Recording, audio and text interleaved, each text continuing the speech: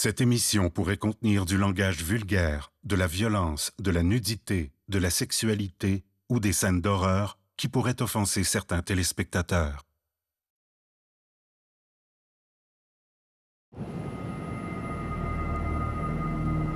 There's the bay. We're going to be shooting off to the left side of it. L'équipage d'un avion cargo américain tente un atterrissage difficile à la base navale américaine de la baie de Guantanamo. Where's the strobe? Right over there. La manœuvre requiert d'éviter un espace aérien réglementé de Cuba. Nous étions nerveux parce qu'on nous avait dit qu'il pourrait y avoir des gardes armés près de la palissade. On se faisait répéter qu'ils allaient nous abattre en vol. Nous avons entendu une explosion. C'était bouleversant. Les enquêteurs sont décidés à découvrir pourquoi un DC-8 s'est écrasé si près de la frontière cubaine. Pour détruire un DC-8 de cette façon, il devait y avoir eu un impact d'une grande violence.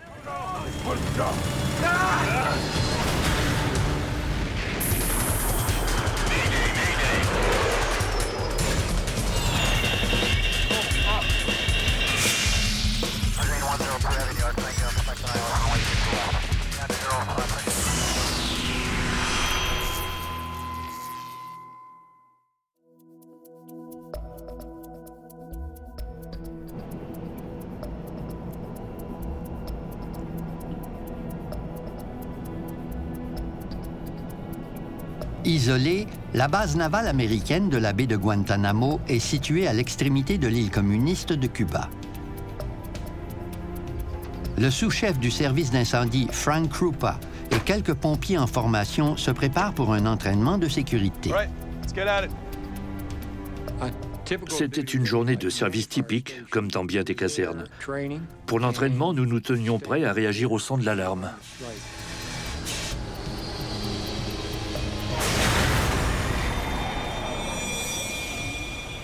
Nous avons entendu une explosion d'une force à faire trembler des bâtiments. J'ai vu une boule de feu au bout de la piste.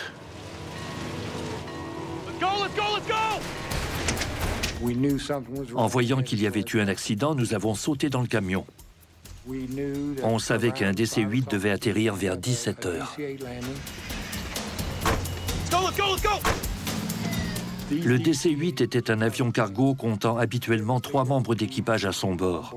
Ce type d'aéronef transportait aussi une bonne quantité de carburant. Cet avion cargo à réaction s'est écrasé à 400 mètres devant la piste. En roulant vers la piste, je croisais des débris d'avion avant même d'avoir atteint le site de l'écrasement. C'était bouleversant. Je ne m'attendais pas à trouver de survivants. Des débris jonchent une vaste zone.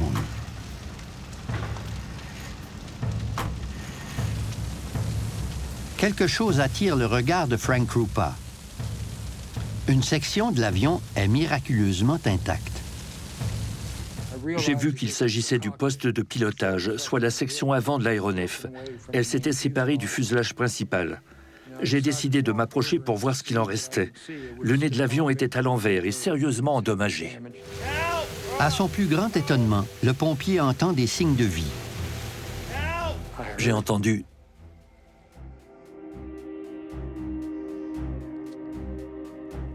entendu des cris de détresse.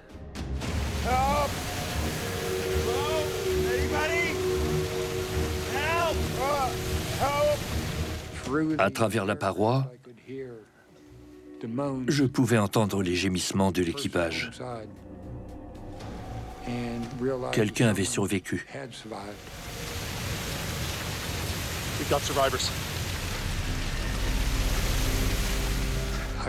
Par communication radio, j'ai dit aux autres de descendre du camion et de venir.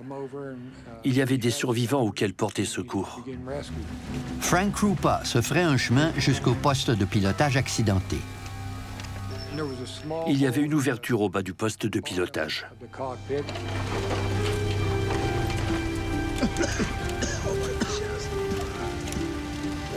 Okay, guys. We're gonna get you out of there. Just hang on. Hurry! Il découvre 3 personnes dans la carlingue. Get Elles sont vivantes, tout juste. Ils étaient tous grièvement blessés. Ils avaient beaucoup de lésions traumatiques. Ils criaient et gémissaient. Il s'agit du copilote Thomas Curran, du mécanicien de bord David Richmond et du commandant de bord James Chapo. Non, je ne me souviens pas du moment où on a percuté le sol. Nous avons eu de la chance. On disait que le DC-8 était conçu pour que le poste de pilotage se sépare de la cloison de la cabine. C'est ce qui nous est arrivé, et nous avons roulé en avant de l'avion.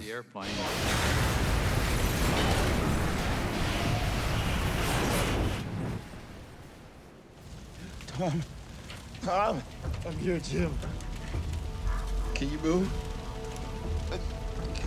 Yeah. Je n'ai gardé aucun souvenir de l'accident lui-même. Please, help us. On m'a dit que lorsque l'avion avait touché terre, un gros bloc rocheux avait traversé le poste de pilotage tout près de mes pédales de direction, brisant mon palonnier et me blessant gravement aux jambes.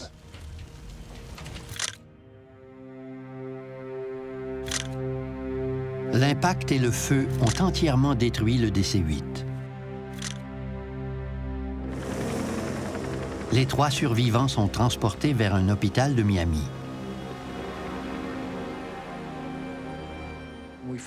Nous avons appris plus tard que le département d'État avait reçu une permission spéciale du gouvernement cubain pour l'évacuation médicale des membres d'équipage via l'espace aérien de Cuba pour atteindre Miami plus rapidement.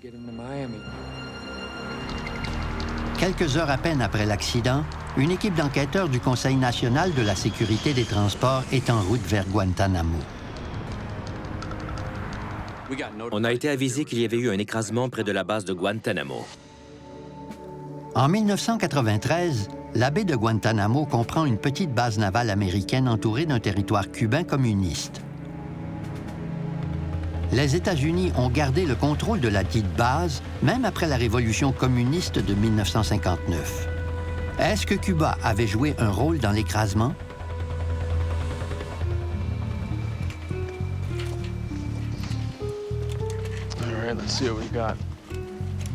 Greg Feit est l'enquêteur désigné de l'équipe du NTSB.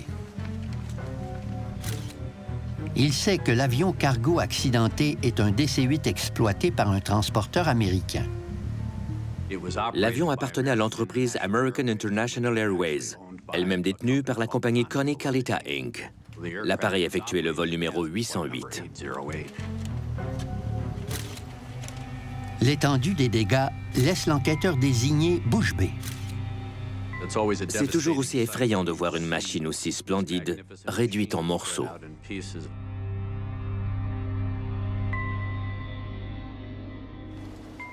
À titre d'enquêteur désigné, j'avais pour tâche d'examiner l'épave d'un bout à l'autre pour localiser le point d'impact, puis de parcourir la zone pour comprendre comment l'avion avait percuté le sol et comment il s'était morcelé. Il se demande comment un DC-8 en approche a pu s'écraser à 400 mètres de la piste d'atterrissage. Les enquêteurs fouillent la scène à la recherche d'indices susceptibles d'expliquer la violente chute de l'aéronef. We need to check the engine, wings, ailerons, rudder. Get on it. Both black boxes coming your way right now. En cherchant à travers les débris, les enquêteurs retrouvent les 2 boîtes noires. No, both slightly damaged. Lorsqu'il est question de gros avions cargo, 2 des outils principaux pour l'enquête sont l'enregistreur de conversation de poste de pilotage et l'enregistreur de données de vol. Coming to you right now. Les boîtes noires sont envoyées au laboratoire du NTSB dans la ville de Washington pour y être analysées. Entire site, correct. Yeah. On veut connaître la performance réelle de l'avion et corréler celle-ci avec les conversations de poste de pilotage pour savoir ce que l'équipage disait, ce qu'il voyait et s'il y avait un problème. En attendant les données des boîtes noires, les enquêteurs interrogent les témoins pour tenter de comprendre ce qui est arrivé au vol 808. So you saw the whole thing? Yeah, I watched him come in. Ils apprennent que des pilotes de la marine américaine ont été témoins des derniers moments de l'avion. Here it comes. On 10. Ils étaient près de la piste lorsque le vol 808 a commencé son approche.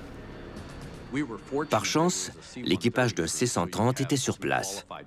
Des pilotes qualifiés avaient donc regardé l'avion, le DC-8, tenter d'atterrir sur la piste 10. Le DC-8 virait en direction de la piste lorsque quelque chose a mal tourné. Selon leur témoignage, lorsque l'avion tournait vers la piste 10, son inclinaison latérale ne cessait d'augmenter. He's not gonna make it. No way.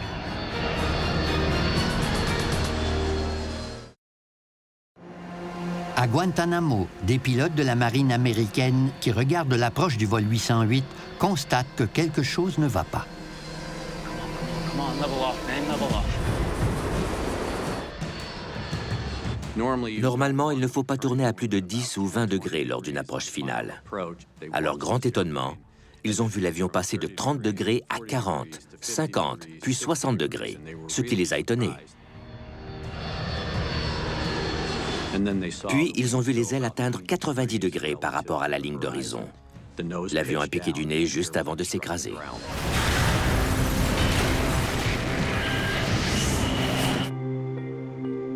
Sounds like a wing stall. Yes, sir. Sure look like it. La description des pilotes semble correspondre à un phénomène aérodynamique appelé décrochage, qui survient lorsque la portance produite par les ailes n'est plus suffisante pour garder l'avion en vol. Une fois qu'on a compris la dynamique de l'événement et comment l'avion a percuté le sol, il nous reste à déterminer pourquoi. Les enquêteurs se demandent si la contrôleuse aérienne responsable du vol 808 peut les éclairer sur les circonstances de l'écrasement. Il y avait une contrôleuse stagiaire sur place. Et c'est elle qui avait parlé à l'équipage du vol 808. So did you pick up anything unusual in your conversation with the pilots?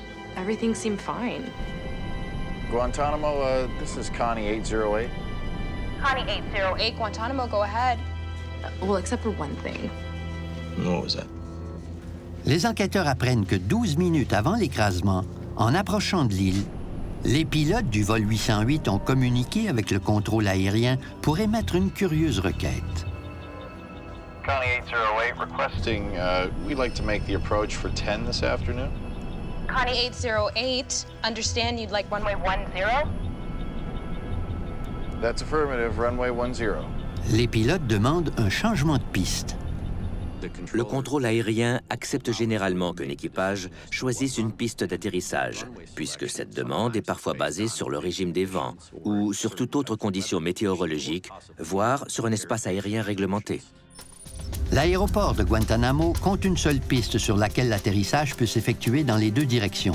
On parle de la piste 28 depuis l'est et de la piste 10 depuis l'ouest. L'atterrissage du vol 808 était initialement prévu sur la piste 28. Habituellement, les avions atterrissent sur la piste 28. L'approche s'y effectue presque en ligne droite, d'est en ouest. L'équipage a toutefois demandé d'atterrir sur la piste 10. Cette approche les situait plus près de la frontière avec Cuba. Pour éviter le territoire cubain, les avions doivent approcher depuis l'océan et effectuer un virage serré en direction de la piste 10. Il y a à peine plus d'1 kilomètre entre la piste et la palissade frontalière. Réussir cette manœuvre avec un DC-8 représente un défi. L'appareil doit approcher dans un angle quasi perpendiculaire à la piste. Puis, lorsqu'il est assez près, il doit tracer un virage très serré à tribord. Les pilotes doivent à la fois tourner, plonger et descendre vers la piste. L'enquêteur désigné est perplexe. Pourquoi l'équipage du vol 808 avait-il choisi cette approche plus difficile? Did they say why they wanted to land on 10? Je pense que ça avait retenu l'attention de la contrôleuse, puisque tout le monde avait l'habitude d'opter pour la piste 28, qui est plus facile. Les enquêteurs veulent interroger les 3 pilotes du vol 808 à propos de l'écrasement, mais ils sont encore aux soins intensifs. Et ils ont gardé peu de souvenirs de l'accident. On sait que lorsqu'il y a un ou plusieurs survivants, Il est probable qu'ils ne se souviennent pas des circonstances exactes, en raison du traumatisme lié à leurs blessures. Bien que l'équipage survivant ne soit pas en mesure d'expliquer pourquoi l'approche la plus difficile avait été choisie, les enquêteurs sont bien décidés à en apprendre plus sur ce qui s'est produit. Ils s'interrogent sur le rôle que les pilotes ont joué dans l'écrasement. Étaient-ils qualifiés pour piloter un DC-8? Greg Feit étudie les dossiers d'employés de chaque pilote. Il apprend que le commandant de bord James Chappo est un pilote très expérimenté, cumulant plus de 20 000 heures de vol. Weather's looking pretty good. Yeah, not bad. À 20 000 heures de vol, on a affaire à un pilote chevronné. Et ce commandant de bord avait bonne réputation. Ses collègues le décrivaient comme un homme très dynamique et comme un bon communicateur. Is there anywhere to get a bite to eat on the base? Just the chow hall, unfortunately. Le copilote Thomas Curran est un ancien pilote de la marine américaine. Avec plus de 15 000 heures de vol à son dossier, le copilote aussi était très expérimenté. Le mécanicien de bord, Dave Richmond, était lui aussi un pilote d'expérience. These guys had to know what they were doing.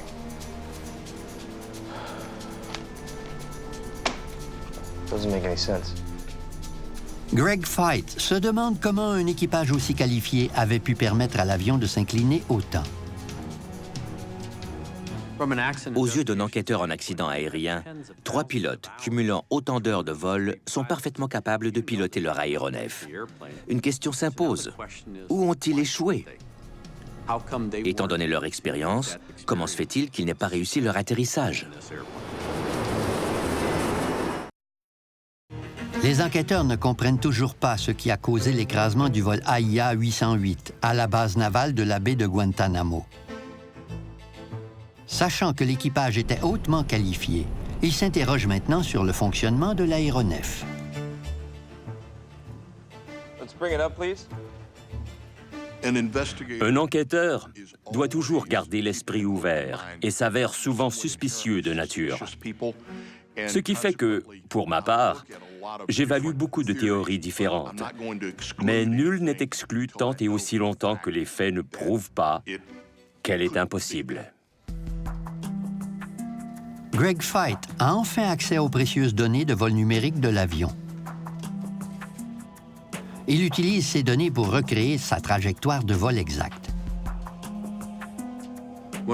En regardant le détail de la trajectoire de vol, on devait comprendre la dynamique de ce vol, puis voir comment l'équipe de pilotage avait géré son approche. Okay, so far, so good. Les enquêteurs étudient la trajectoire de vol de l'avion.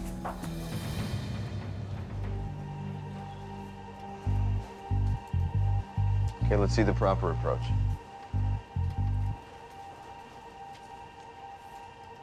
So they started their turn too late and never recovered.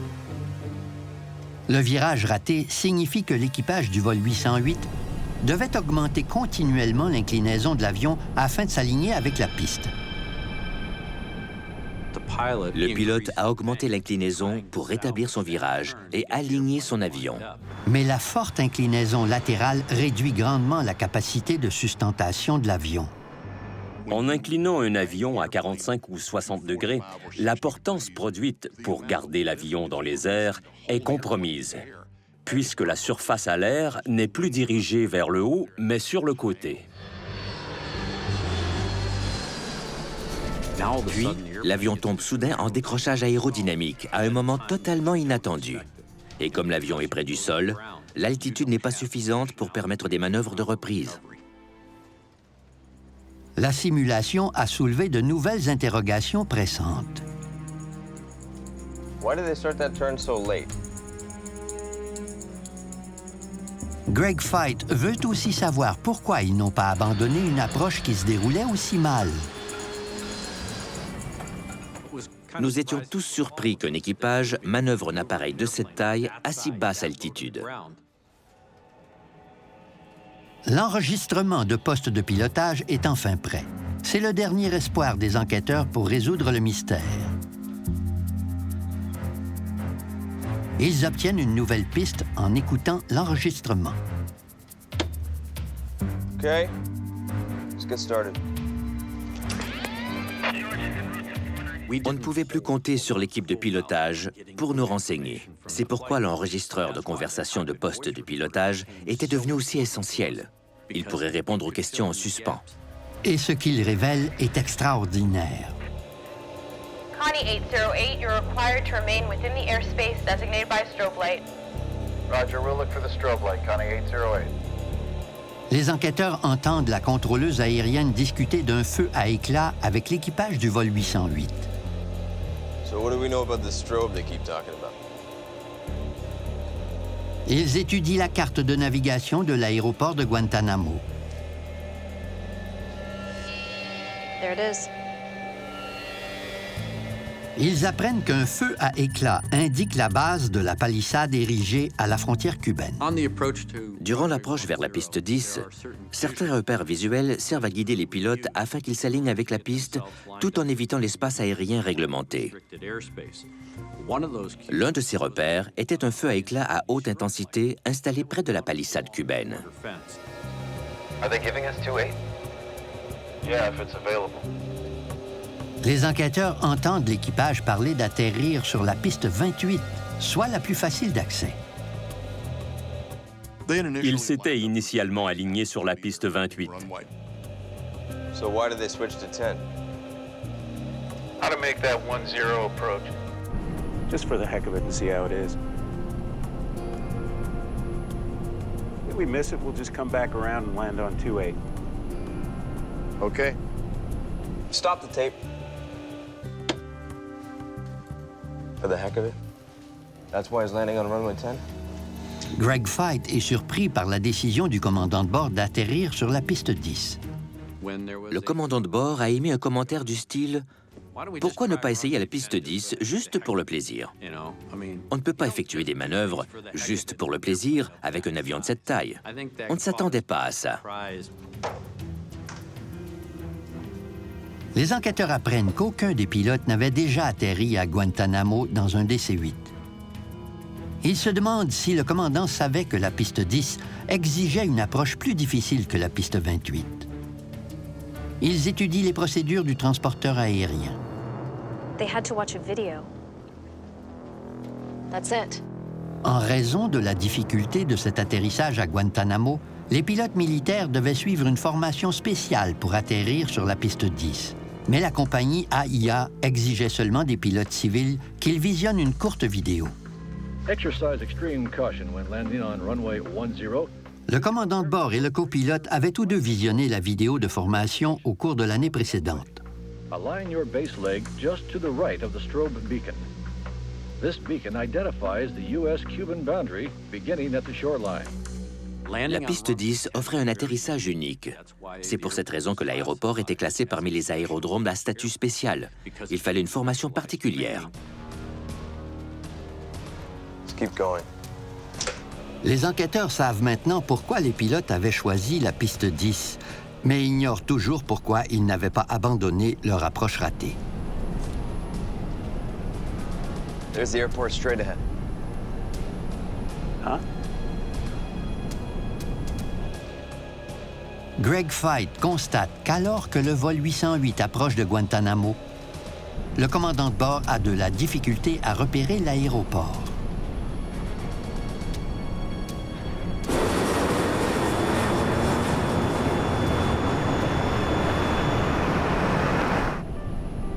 There's the bay. We're going to be shooting off to the left side of it. The airport's going to be on that side of the bay.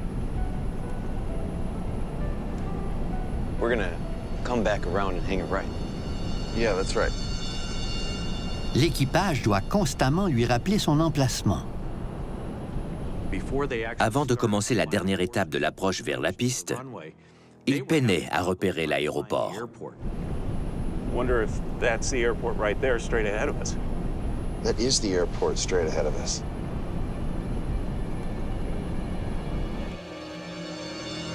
What's wrong with this guy?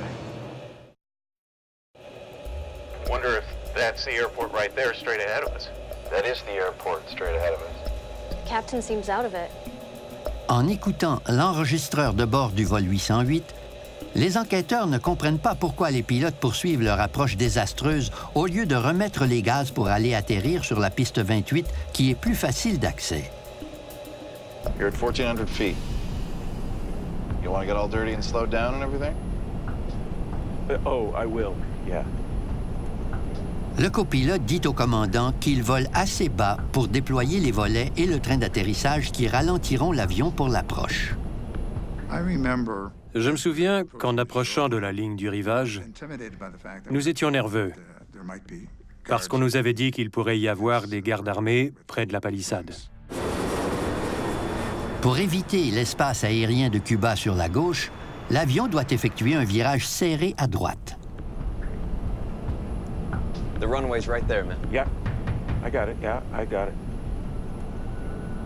We're gonna have to really honk it. Let's get the gear down. All right.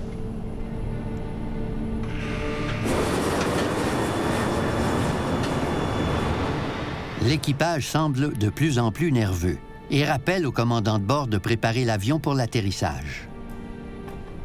L'ambiance a changé dans le poste de pilotage. L'air s'est rapidement chargé de stress et d'anxiété. Slow. Airspeed. L'avion ralentissait et se trouvait en situation de freinage aérodynamique, ce qui demande beaucoup de puissance. Étonnamment, le commandant de bord ignore l'avertissement d'accélérer. Slow. Airspeed. You should be talking about doing a go-around. Le commandant de bord s'est retrouvé en fâcheuse posture et il a tenté de reprendre la situation en main alors qu'il aurait dû abandonner l'approche. Where's the strobe? Right over there. Where? Right over there. Where? Le commandant de bord n'arrive pas à repérer le feu à éclat censé indiquer la frontière cubaine. On se faisait répéter qu'ils allaient nous abattre en vol. You know, we're not getting your airspeed back there. Le mécanicien de bord remarque que l'avion vole près de 10 nœuds sous la vitesse requise. Where's the strobe? Right down there. I still don't see it. Au lieu d'augmenter sa vitesse indiquée, le commandant de bord continue de chercher le feu à éclat. Le mécanicien de bord exprimait clairement que la vitesse indiquée était sous la barre de ce qu'il considérait comme acceptable. Mais le commandant de bord s'entêtait à chercher le feu à éclat. I still don't see it. He's obsessed with that strobe. Tout à coup, le copilote et le mécanicien de bord disparaissent de l'équation. Le commandant de bord prend alors toute la place.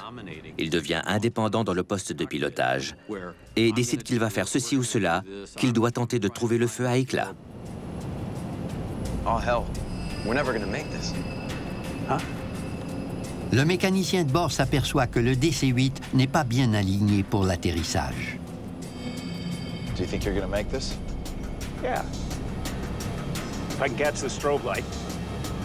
Le copilote est lui aussi inquiet. Le copilote et le mécanicien de bord se sont seulement opposés au commandant de bord en faisant ce que j'appelle insinuer et espérer.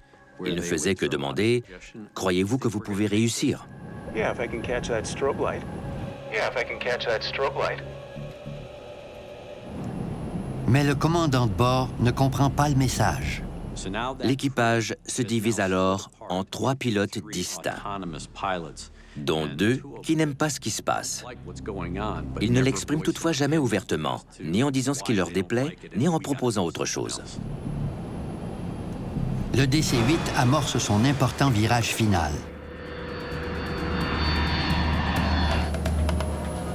Comme le commandant de bord ne voit toujours pas la piste, il en déduit avoir commencé à tourner trop tard. Pour y remédier, il accentue son inclinaison. On parle du double de ce que des passagers pourraient ressentir dans un vol commercial traditionnel. Le maximum tourne habituellement autour de 30 degrés. Mais ce virage allait avoisiner les 60 degrés pour permettre à l'avion de tourner assez rapidement. Et tout ça à basse altitude. L'avion doit atteindre une vitesse indiquée de 147 nœuds pour rester en sustentation durant le virage. Watch. Keep your airspeed up. Le mécanicien de bord est certainement celui qui a la meilleure vue d'ensemble sur la situation. Si quelqu'un dit « on ne réussira pas », il faut prendre son alerte au sérieux. 140. Ils doivent encore gagner 7 nœuds. Soudain, l'ordinateur de bord active un dispositif d'alerte, le vibreur de manche. 55-degree bank, you get a stick shaker. Cet avertissement déclenche une vibration du manche de commande pour alerter le pilote d'un décrochage imminent. Stall warning. I got it. Stall warning! Stall warning! Je me souviens de l'avertissement de décrochage. Puis tout le monde a mis la main sur les manettes de gaz pour pousser l'avion à la puissance maximale. Max power! I got it! Back off! Il y a eu un délai de plusieurs secondes avant que la puissance augmente. Mais on était seulement à une centaine de mètres du sol lorsque l'avion a décroché. On n'avait que quelques secondes pour remonter de toute façon.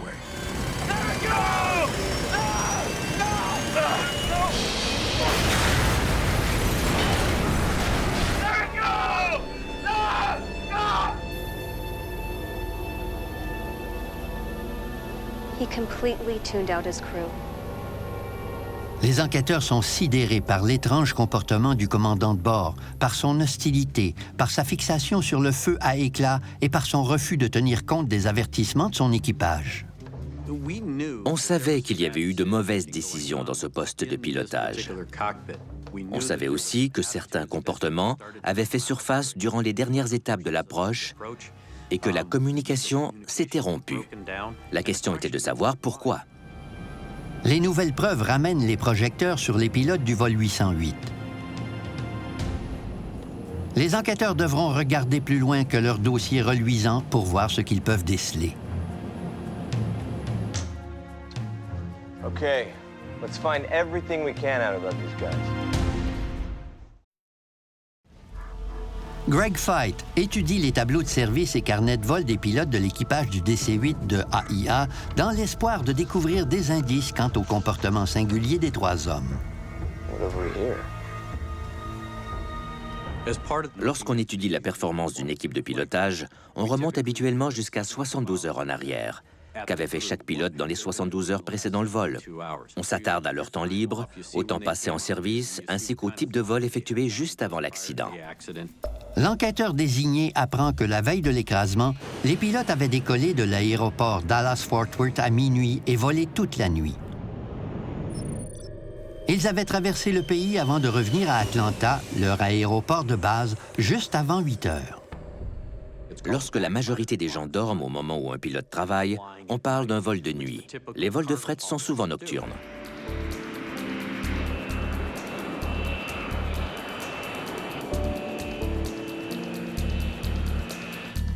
Cela devait être la fin du trajet pour l'équipage, mais il a été rappelé pour un dernier vol.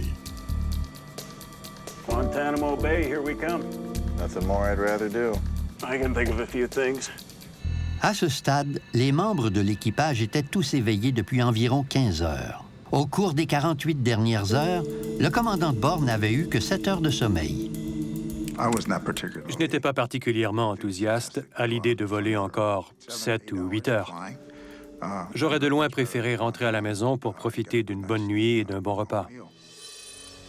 Ce nouveau vol passe par la Virginie pour y prendre un chargement incluant des pièces de sous-marin. Nous devions passer par Norfolk avant d'aller à Guantanamo, de décharger l'avion, puis de revenir à Atlanta. Les longues heures de service avaient-elles affecté la performance des pilotes au point de causer l'écrasement? C'est facile de faire porter le chapeau aux pilotes parce qu'ils ont fait une erreur, n'ont pas maintenu leur vitesse, causant ainsi le décrochage et l'écrasement. Mais ce n'est qu'une partie de l'histoire. Les enquêteurs demandent l'aide de la NASA pour analyser les cycles de sommeil de l'équipage du DC-8. Mark Roskine se joint à l'enquête. Il dirige le programme de recherche de la NASA sur la prévention de la fatigue. Comme la fatigue est elle-même un risque, nous savions qu'elle pouvait entraîner des erreurs de pilotage. Encore fallait-il prouver que la fatigue avait joué un rôle tangible dans l'accident. Le chercheur calcule le nombre d'heures de sommeil des membres d'équipage dans les jours qui avaient précédé l'accident. Il découvre que la longue journée de travail du commandant de bord n'est pas la seule source de fatigue à bord de l'appareil.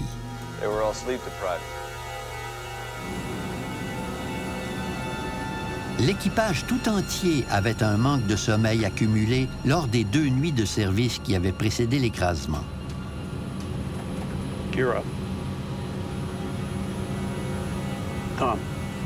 Yep, got it.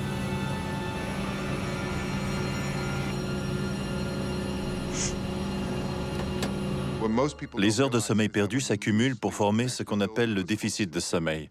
Il faut le voir comme un compte bancaire qui sera dans le rouge. Le déficit de sommeil du commandant de bord était important. Il avait dormi moins d'une quinzaine d'heures dans les 72 heures précédentes.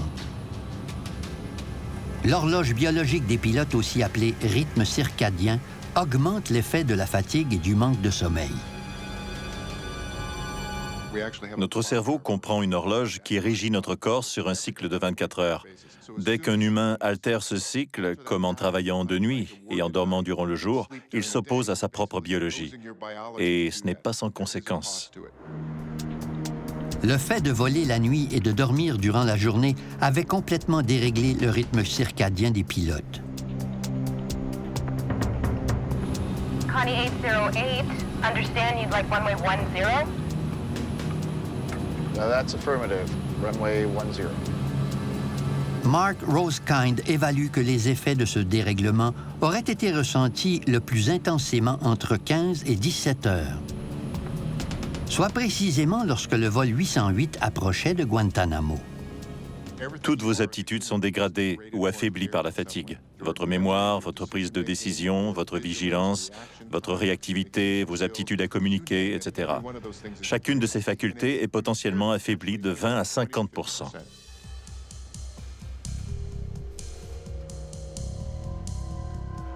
Again, and again, and again, and again.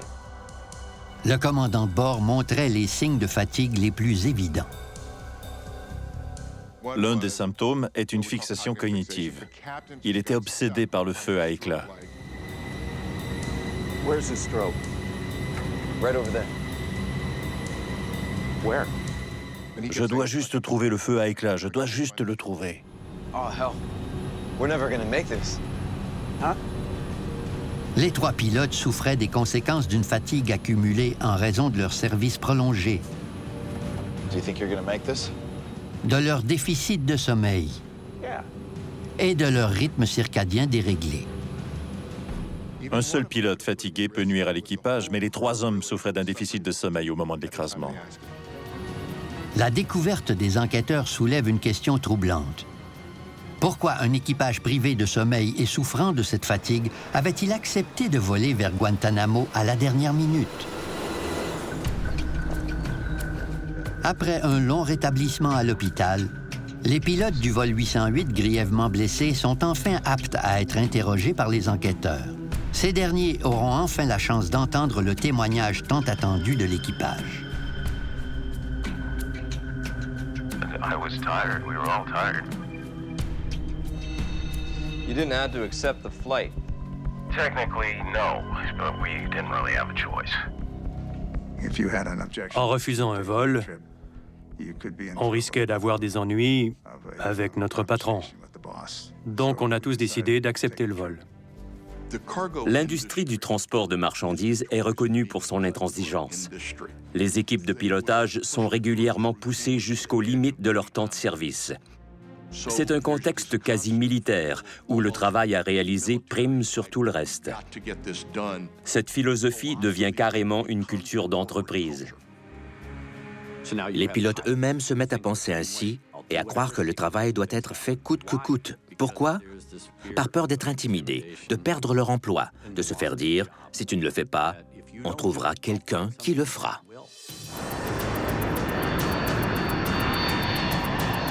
Cette peur pourrait avoir mené à la catastrophe.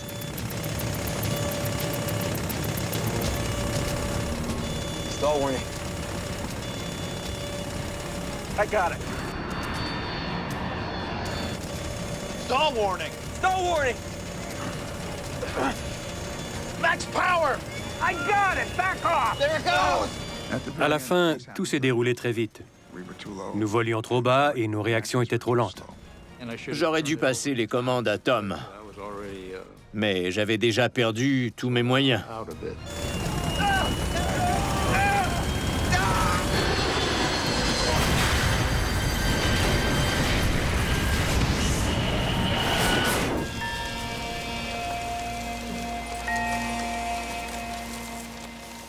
Ça vient toujours me chercher. Parce que le commandant de bord est le premier responsable. J'ai fait une erreur et c'est très difficile de vivre avec ça en permanence. Les enquêteurs découvrent une dernière pièce du tragique casse-tête. Le feu à éclat que le commandant de bord s'évertuait à repérer ne fonctionnait pas ce jour-là. Mais personne n'avait cru bon d'en aviser la contrôleuse aérienne.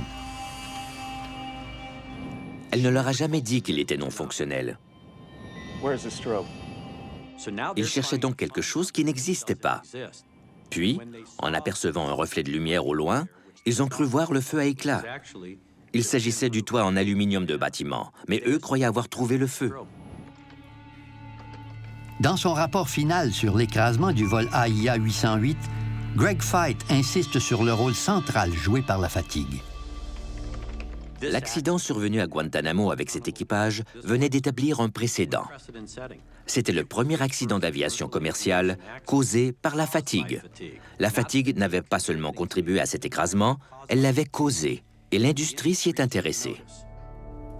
Un quart de siècle après l'accident, le commandant de bord James Chapot et le copilote Thomas Curran font enfin la connaissance de l'homme qui les a sortis de l'épave, le pompier Frank Krupa, décoré pour son courage ce jour-là. Just hang on. Help us, please. Get us out of here, please. Je connais ces vieillards. Je tiens à vous serrer dans mes bras. Merci infiniment. Notre héros. Je n'étais pas le seul. Je représente l'équipe. Bien sûr. C'est le pire accident aérien que j'ai vu. Mais ces hommes ont survécu.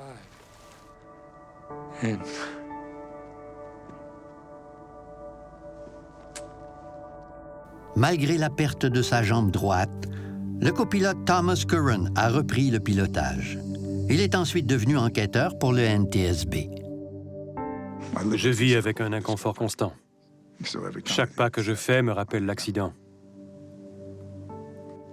Mais il faut savoir mettre certaines choses de côté. On peut choisir d'avancer ou bien d'hiberner, de partir à la retraite dans l'oubli, ce qui n'est pas dans mon tempérament. James Chapot a subi de graves blessures au dos et n'est jamais retourné à l'aviation commerciale. Vous savez, j'y réfléchis beaucoup. Et j'aimerais que d'autres se disent que ça peut aussi leur arriver. Si vous êtes épuisé, dites-le et assumez-le. Gravement blessé dans l'écrasement, le mécanicien de bord David Richman a recouvré la santé pour devenir commandant de bord dans l'industrie du transport de fret. Après l'écrasement du vol 808, l'autorité fédérale responsable de l'aviation civile des États-Unis resserre la réglementation en matière de repos pour les membres d'équipage.